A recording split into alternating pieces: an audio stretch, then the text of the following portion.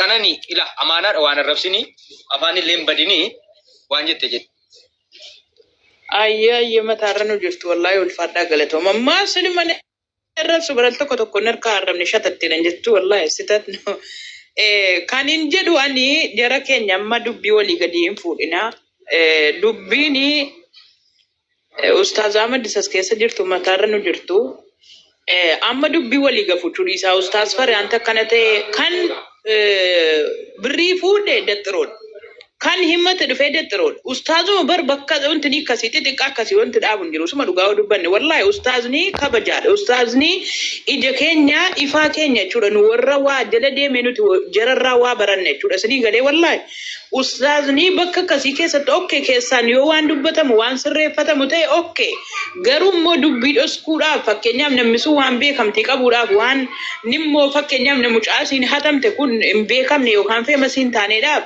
dubbii irra diddibuun kun yaani sitatnu akka hasaaba kootitti dhiifama nurraa ta'a wallahi sitatiidha jechuudha amma fakkeenyaaf Ustaazaa masila dhiifama nurraa ta'a bakka jarri lamman jiran nutti jedhanii turan amma mucaasiin hatamte kun Sumayyaa ya ambooli dimoo ya maarree lidiyet daxiroonni sun waamamee akkamiin dhiyaatina sitti inshallah mana tokkummaas ta'uu baatu Ustaazaa madillee mana bananu amma fakkeenyaaf achirratti mucaasiin kun isin dhufti mucaasiin sun isin dhufti dhugaanin ba'a jechuudha Mudir kama mana tokkummaatti miti jechuudha inshallah mana Ustaaz Fariyaanis haa ta'u bakka fedhe ta'u jechuudha rakkoon qabu amma shay haqqi nama ba'uudha yaani dirqama mana tokkummaa miti yaani arra fakkeenyaaf duraan mana Ustaaz Fariyaanitti hanni matamaan turre yaani wanne mucaan dhayxee Ustaaz Fariyaanitti battuufis hin jiru dhugaa dubbachuuf asumatti inni guddaanis karooftichi guddaanis xiqqaanis untinicha xalxal godhe asumatti dhufee himata muddattiroon teessuma kasalaas kanumaaf dhufee asitti mate jechuudha dhumatti namni modubbiin kun na dhibee ofitti fuudhee mana ofii banee daxiroo sana suwaamee isa kana suwaamee dhugaa baasuudha akkasan salaam alaykum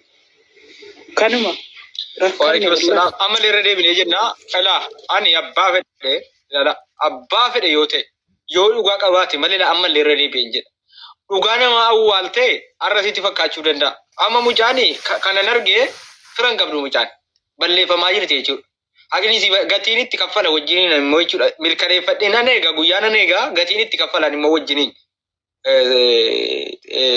arrabaan osoo hin taane yookaan waadholee osoo hin taane mucaa kana waliin eegneeti kun osuma yaani online cufatte jechuudha sigalee eegan sagalee koo barreeffama koo laaltee akkasii isheen mataa ishee warra abdii usee maallaqa nama nyaatteetti fidaa turte irraa kaasuu dhisuun tokko isa dhugaa dubbachuu wallahi laazumaan akkasii dhugaa dubbachuu kun akkasii yoo mana ta'e amma anamma liqiin nama akka rifeensa mataatti narra jira amma hannasa viizaatu hin taane liqiidha jechuudha paaspoortii qaama haaraa wayitiin dhufee liqiin nama mataa na ba'e amma yoo namni dhufee asitti na himate laazima dhufee malsii kennuun qabaan saxaallochuun qaba jechuudha wallahi laazim sitatno baduun ta'u mi amadi waan afetta gootu amadi waa gaafadha wanni waa dubbate carraa wayii kenninaaf amadi ani jaarsummaan dubbadhu akka kootti dubbadhu an jaarsummaan dubbadhu amadi ijoollee kana walitti fideen karaa keessoo dubbadhee fixaa yoo jedhe carraa nan kennaaf namni ta'uu qabu laal ammallee wannan jedhu ila dirqama miti na bira na dhagaa jirta tokkummaa na dhagaarta tokkummaa na dhagaarta ayyen aywa ani media fide jalqaba isaanii mi kan fide dubbada kenna miira keessaa ba'i giiftii koo miira keessaa ba'i haadha koo dhiisachi ela ani akan wantin amanu waan lafarraa malee waan miidiyaarraa namanoo adeessitti beera mana Ustaaz Farhaanittis yoo ta'e ani akka dhuunfaa kootti seenee ati kana balleessiti sana balleessiti jedhee haasa'uun natti hin tolu maaliif na jedhe dhimma isaanii kana keessa dhimmi biraa jiraachuu danda'a sigalaara dhimmi biraa jiraachuu danda'a kun akka yaada mataa koodha sigala gaaffii tatamana gaafatti kanaaf immoo keessaa waan kana naasoo taanaan rakkoo tokkitti hin qabu bakka ati jirtuttu yoo barbaachisaa ta'e keessaan taanaan asirratti hin barbaadu malee keessaan haasotanii jennaan bakka ati jirtu bakka kennaan jirtu bakka Sumayyaan jirtu booni rakkoo tokko hin qabu waan keessaatti naman yoo isa kana baruuf immoo booniitiin fakkeenyaaf booniitiin gaafadhu ani boonii jeetiin irra caalaa dhimma fakkeenyaaf jireenya ishee kana dura keessaaniin bilbilaan itti haasa'a gaafachuu dandeessa jechuudha sooshaal miidiyaa irratti dhimma wal dhabdee namaa gaafa haasa'an dubartoonni kun wanti nuti hin beekne tokkotu waa dubbatanii waa meeqa balleessuu danda'u sooshaal miidiyaa kanarratti. Wanta meeqa gadi balleessuu danda'u. Tokkoffaa dubartoota immooshinii isaanii qabachuu hin danda'an akka ijoollee dhiiraa. Nuti dhiiradha. Amma ta'e tokko of to'achuu dandeenya. Wanti sooshaal miidiyaa irratti waraabamee taa'u kun immoo boor akka namaattis akka islaamummaattis akka nama dhuunfaattis jireenya isaaniif illee waan garaagaraaf waan hin taane ta'uu danda'a. Isa kanaaf inni dheengaddaa bakka isheen hin jirretti ta'e sun ta'e miti. Asittis bakka isheen kun hin jirretti ta'aa jira miti. Waan kana keessaa innaa sunattaniinnaan Ahmad Hussein qophiidha nan haasa'a. Si gala jira qophiidha nan haasa'a. Garuu asirratti hin haasa'u. Waan qilleensaa namanneef kun kaayyoo koodha. Si galee yookaan aqiidaa koodha jechuu barbaade. Kan akkasi sababiin haasaa kennaa viidiyoo ishee nama waraabde kana keessaa jecha tokkoon fudhadhe. Maal jedhee Ustaaz Farhaan jechuudha. Dhuftee keessaan na dubbistee jennaan ani sagalee waraabee. Si galee ani sagalee waraabee Sumayya sin gaafanne Sumayya jedhee gaafata. Maa birrii ishee kana fuutettee kenniifi jedhee sin gaafanne naan na gaafatteetta. Kana keessa maaltu jira? Dubbii bakka kanadha. Intalli kun dhattee Ustaaz Farhaaniin itti matteetti jechuudha. Eenyu obboleettiin keenya Sumayya Amboo kun bakka kana wanti jiru jechuudha. Si galee itti himatteetti jechuudha. Sumayyaan gaafa sana dhattee laayivii sana irratti hin dhiyaatiin haaftu malee jechuudha. Ammas isa kana dubbii dheeressaa ooluu waa tokko faayidaan qabu keessaan lakkoomsa koo boonii irraa fudhadhu. Lakkoomsa koo kennaa irraa fudhadhu. Bilbilli koo kallattiin hojjeta. Waasaappiin hojjeta. Miskoolii naa gooteen naan sii deebisa bilbila kallattii. Dhageesse? Miskoolii qofa. Miidiyaa irratti xumuraa jettee barus taasisaa. Dhagaan jira garuu yaadan qaba. Ammas akeekkachiisa bira. Sumayyaa Tasfaayee viidiyoo nas waraabee viidiyoo qullaan na bira jiraafaa jetti jedhanii nas waraabnaati. Gaafa allayyaa nama buusuu nama tuttuqa nan beeka. Amma hin jarjaru. Gaafa kaatti dubbannu miidhaa booda dhufu hin beeku abbaan. Waan booda bagamee keessaa bahuu rakkatu hin beeku namni. Garuu suuta inni itti himna jechuudha. Amma viidiyoon baati ilmoo durbaati. Viidiyoo harkaa qabaatti illee viidiyoon baas waraarraata. Viidiyoo keenya lakkisaa akkas viidiyoo keenya harka jira qaama qullaa keenya harka jira akkas as waraarraatu jira waan jiru natti himan jechuudha. Kana faayee mi'ati nama wallaalaa wayii taate as waraarraatamoo. Maallaqa hin kennu ati irratti miidiyaa irratti dubbatte viidiyoo kee akkas gallakkisa hin eegamu jechuudha. Amma fakkeenyaaf kana gallakkisuu dhiiftee utuu achi eenyu rukutte chaappaa mucaannaa waliin taanaan amma dhumaatti deemna. Garuu amadii keessaan hafitu ani ittiin makadhu jaarsummaa fakkeenyaaf xumuratan malee itti makachuu miti. Itti makadhu jechuun dallansuu miti. Tarii yaadni kun namaa ta'uu dhiisuu danda'a. Kennaan kunooti booniyyeen kunooti amadii illee dabalatanii nama siinaafa dubbatu jetti nama waa'ee viizaa sana beeku jechuun viizaa baaseeraani afaan Oromoo miti. Ergeeraadha afaan kan nuti barbaadnu. Inni baafame suni gubachuu danda'a gubachuu dhiisuu danda'a. Rabbitu beeka. Garuu mucaa sana ergameera moo hin ergamne tikkeettii murame sun mucaadhaa ergameera moo hin ergamne yeroo sanatti. Eegan ergamne ta'e meerra gubataansaa. Yoo gubataan isaan jiru hin ergamne ta'e rakkootu jira jechuudha. Namni liqixeetti walitti dhufa gaafa jaartummaan dubbatamoo wanti biraa dhabame walirraa dubbachuun ilaali. Obboleettii keenya Sumayyaa asumaan dhaamsa sii dhaamna.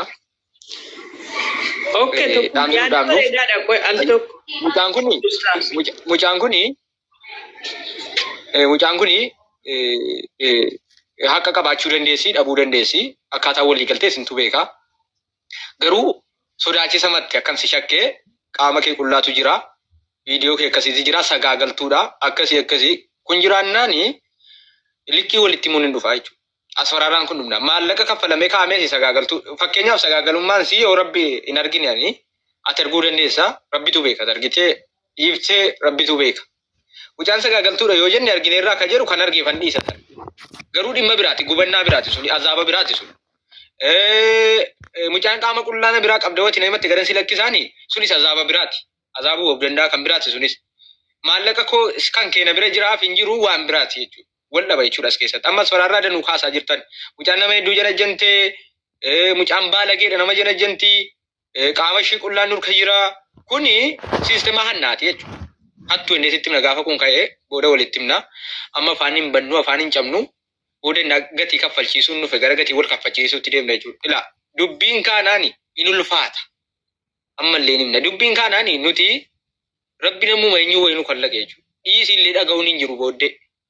maal fiddaa jedhama namni yeroo hedduu namni kan nu waliin atakaarotti seenanii salphatan maal fiddaa jedhu nagaroon kenninaaf garuu maal fiddaa amaan jennuun nagaroo kenninaaf malee jechuudha maal fiddaa finni agarsiifna waan ta'eef waan dhufu jechuudha immiidhamta asumaya maallaqni sirra jira taanaan kaffale sirra hin jiru taanaan bakka siin jettutti itti dhiyaadhuuti kana godhee ragaa qabatamaa waliin waan ragaa hin qabne sii kenneera hin jedhin waan ragaa hin qabne sii godheera hin jedhin viidiyoon ati dhalaadha wamati qabdi waan sirraa addaan qabdu viidiyoon asfaraaraa keessaa bahi habiibti asfaraaraa keessaa bahi oollee of harkaa qabaatti rabbitu beekaa of harkaa qabaattee kee asfaraaraa keessaa garuufitti dhiifama waa tokkon jedha amma buufanillee amma dubbiin bareedaa ta'e ergaa ustaaza Ahmad keessaan fixan dhadhanii mucaanis nama bakka buufattu ustaaza Ahmad kan xiqqoo laalutti gara Sumayyaa Tasfaayee cunqursuu jiru mucaanis nama siidhaa dubbatu bakka buufattu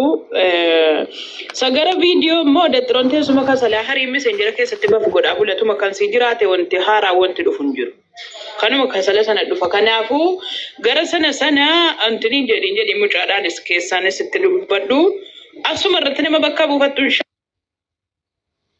eenyutu immoo godh kochisiiftan ammas waan dabalataati monitarii akkam alilla raawwataa jirtu ammas amada fudhatu rakkoon qabu deebisaa baritti dubbanneerra laatu keessan guyyaa afur guyyaa meeqabe qoy kenna jennaan bilbilli koo badee takka wasaappiin gubatee jetti qaallitti achi dallaalitti kan biraan naani mootisuu badee jetti namni jaarsummaa dubbatu hin beekaa bara dubbadhume ani yeroo jaarsummaa dubbatu kana bad yeroo tokko wayitu jira namoonni suma yaa jaallanna jettanii hiyyeessa boosisuu isaatti sagalee hin qabdudha jettanii jechuudha isiin kunis maatii hin qabdu kiristaana turte musliima taate bakkeetti rakkisinaati eega dhugaan jaallatu ta'e maallaqa suma yaan irraa fuute walitti buusaati 10,000 irraa kaffala kunis maatii hin qabdu amantaan si kiristaana ture musliima taate maatii irraa hin qabdu obbolaa irraa hin qabdu sinii galee oomu suma yaa jaallattu ta'e afaan oromoo gabaabaa birrii 10,000 walitti funaanaati Ahmad irraa 20 fuudhaati Ahmad Hussein irraa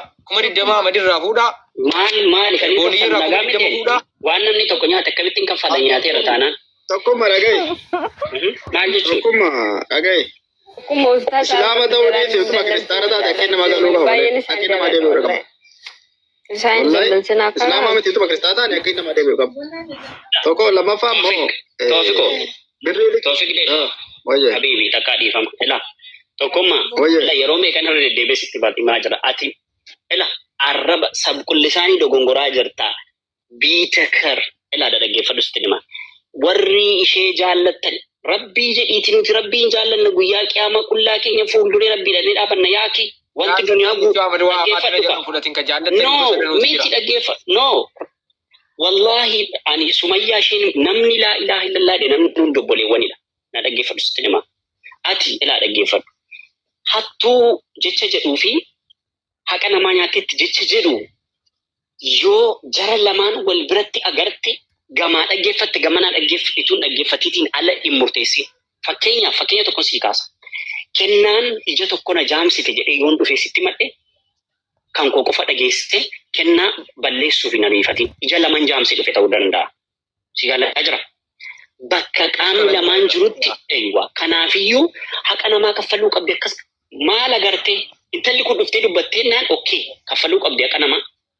Wallahi satara sotu kana mini ati kuma kodan kit ma kan kamalin kuma kodan la da miskin ji nama me karrakata me kana me dubbada ma dufu didde me salama sirri jirti me ani rotaka boni ko boy dubbata maaf dufu didde jette miti eywa gaafi bareedu gaafatte maaf dufu didde sa jedhu kana isheedha ture kan gaafatamu akka wallaala Ahmad Huseinitti obboleettiin keenya isheen sun fakkeenyaa fi namoonni koomenti jalatti barreessaa turan gaafa sana ustaas Farhaan jala jirti jedhaa turan isheen hoomaaf seenuu didde gaaffiin jedhu ka'uu danda'a. Si galaara rabbii keessanii jedhaati dhimma kana keessaan fudhadhaa keessaan ani dhimma kana keessa nan seena garuu yoo akka obboleettiin kiyya qananiin jettu kana ijisaa gara ustaazii gara Sumayyaa Tasfaayee daba jette rabbi ilmoo koorraa dhabamaa naa godhan hin dabu nama akkasii mitatti nan beektu akkasana hin jedhin please rabbii jedhiiti. Sumayyaa Tasfaayee miti Bilaal bin Rabaa isicha bakka sagalee Rasuula Rabbii Muhammad Rasulullah jedhu dha. Maayin dhufuu jette mana ustaazotaa malee mana tokkummaa dhufu naan jette. Kenna dhaggeeffadhu. Maal yoo keessaa naasone miinaan keessa gashaa soofsiisa akka kun akkuma buleettiin keenya kananii jettu kan akka Sumayyaa Tasfaayeef qabadhu na agartu mee tokkummaa mee akka isheen qabadhu na agartu mee keessa gashaa na agartu.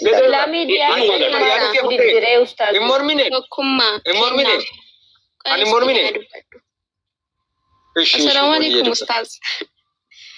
Wa alaikum salam wa rahmatullahi wa barakatuh. Talaki yakam.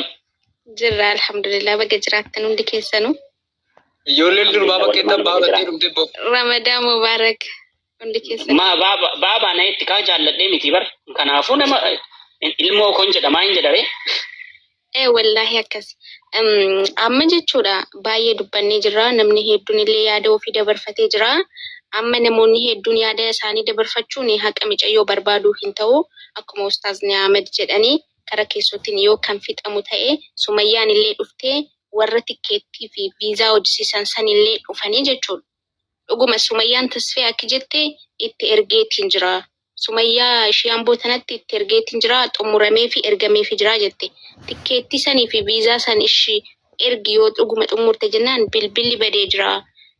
Waan waggaa tokko warri kara Sumayyaa Tasfeetis dubbatu kuni kara isaan lamaan iyyuu dubbachuu hin qabnu nuti haqarratti dubbachuu qabna malee haqni bakka kam jira jennee dubbachuu qabna malee isaan lamaan iyyuu wallahi anaaf obbolaa kiyya ani isaan lamaan iyyuu ani qaaman isaan hin beeku kunyoo laa ilaaha illallah walitti nu hidhee sooshaal miidiyaadhaan ol beekna isaan lamaantu Sumayyaa lamaantu qaaman ol beeke wajji nyaatee dhuge malee nuti isaan jechuun ani isaan hin beeku qaaman illee isaan argee hin beeku kanaaf jennaan akkuma jedhame tokkummaanis Kennaanis Sumayyaa lamaan Ustaaz Ahmedis Ustaaz Farahanis dhufanii osoo kara keessatiin xumurannee warroonni tikkeetti muran sunis nu quunnamanii jechuudha. Akkasii yaadu jira. Bakka kun bareedaadha. Ustaaz Farahaan nuun barbaadu bar. Ana tokkummaa nuti diiniin gidduu keenya jiru. Tokkummaa tokkee na dhaggeeffadha. Tokkummaa dhiifama takka. Ustaaz Farahaan nuun barbaadu na dhaggeeffadha. Maaliif na jedha? Anadha, siidha. Bo'ooniidha, kennaadha, sumee ishee himattuu fi himatamtuu gaadha. Sababaan isaa diiniin keenya yookaan amantiin keenya akkuma si guutuun keessan beektan warri gariin qaraatanii akka beektan gariin immoo dhageessanii taarika manzuumaa raayyaa keessatti Aliyyi ibn Abi Xaalib komborsaa wanni jechuudha uffata lolaa jalaa hatamee jennaan uffanni lolaa kun shuree halqaadhitti dhiyaate. Gaafa shuree halqaadhitti dhiyaatu haqa kun nyaatamee jedhe eenyu Aliyyiin. Kombortaan kun kan kee ta'uu ragaa fidadhu. Akka kombortaan kun kan kee ta'e nan beekaa jedhe shuree halqaadhi. Akka tinkijibne nan beekaa garuu ragaan qabdu waan ta'eef kombortaan namichi Yahudaa kanaaf kennama jedhee uffannaa lolaa sana guutuu shuree halqaadhiin piraayim ministeerii jechuudha. Piraayim ministeerii itti murteesse haqa eenyu deebise. Haqni kun kan Aliyyiitu ta'uu beeku Aliyyiin radiyallahu anhu warda ragaa sanarratti waan hin qabneef haqni isaaf murame. Amantiin keenya amantii akkasii dhabbaleewwan malee amantaa isa ofii olii jiruyyuu itti muranidha. Ustaaz Farhaan miti, Sumayyaa Tasfaayee miti, Dr. Zaakir Naayik miti, eenyuun miti. Jara ituu isaan duniyaarra jiranii jannanni isaaniif kennamee yoo akkasii dhugaadha taanaan waan dubbannu dhugaa dubbanna taanaan boor rabbiin fuula isaatti nu qaba jenna taanaan ana tokkummaa kennaa Sumayyaa booni enaf gaadha. Hin ga'u maal barbaachisa? Waan saatii tokko keessatti xumurree baanudha. Saatii tokko qofa. Saatii tokkitti kalaas. Ani kanan amanaa yoo kun sinii ta'e okay siniif hin ta'u taanaan anan mariifataan jira deemaan jira gara salaataa ma'assalaa. Okay, waan sitti maa lafatti hin gatinii ila an jiraachuun dirqama midhaan eessattuu adhumuu dirqama dhati jiraachuun asirratti haasa'uu fi rakkoo funyaan qabamtee dhufta isa asirratti haasa'u nan dhufa abshir tarii nan feetu tarii gaa nan feetu jedheetan ani ilaala ammallee keessa seennaanan waa irra hin kaadhu an muraan hin jiru na bira muraa laallatanii jagadiin qabadhu sii galee garuu ani eeyyama si namni kun tarii hin ta'uu danda'a si galee durii jedhanaan jettee turte waan ta'e wayfansiin jedhee gaa eeyyamsiisaa yoo siin tolee jette an rakkoo tokko hin qabu yoo siin hin ta'u jette saa dhumuu malee rakkoo hin qabu gama kiyyaan rakkoon hin jiru gama fedheenu yoo siin lakkisan barbaadu jette adhumuu malee rakkoon hin jiru yoo siin dhufu jettes rakkoon hin jiru. Ani eeyyamamaadha hundaaf ustaaz deemii bakka. Argameetis rakkoota akkamiitiiti? Garuu akkasii adeemu ustaaz bakka dhimma kana mataa harkatti qabatee hooggansa fudhatee itti gaafatamaadha. Isa gaafanna amma booda isa ragga. Kenna bilbila koo walitti nu hidhi. Nan fida Sumayyaatiin ani kottu jedhee itti dawwalee nan fida. Rakkoon qabu.